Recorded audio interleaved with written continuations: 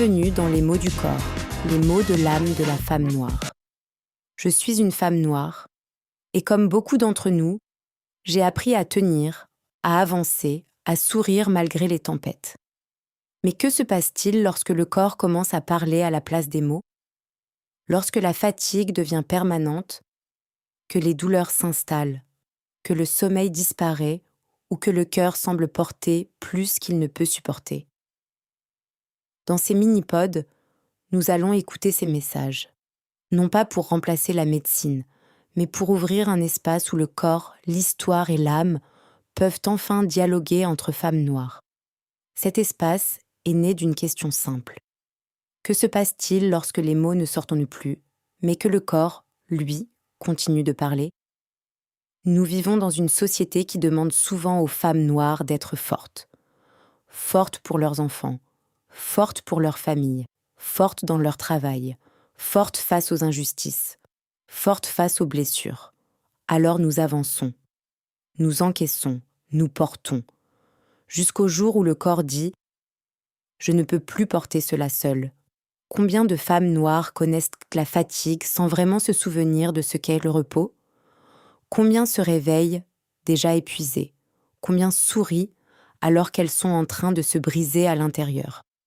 Nous avons appris à survivre. Mais avons-nous appris à nous écouter?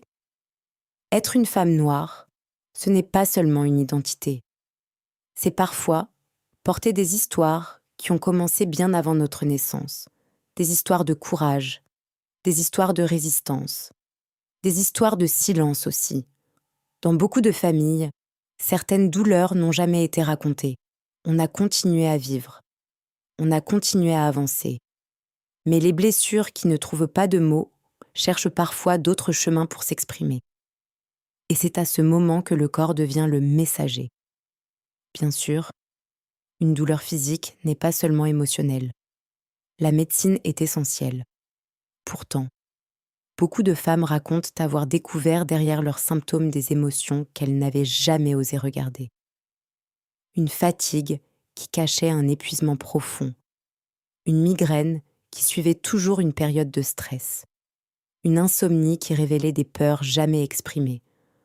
Comme si le corps disait « Puisque tu ne m'écoutes pas quand je murmure, je vais parler plus fort. » Et toi? Quelle partie de ton corps réclame ton attention aujourd'hui? Où ressens-tu de l'attention? Que portes-tu depuis trop longtemps? Quelle émotion attends-tu encore d'autoriser à exister? Dans les prochains épisodes, nous explorerons ensemble les différents mots qui touchent les femmes noires. Non pas pour trouver des réponses toutes faites, mais pour ouvrir un dialogue.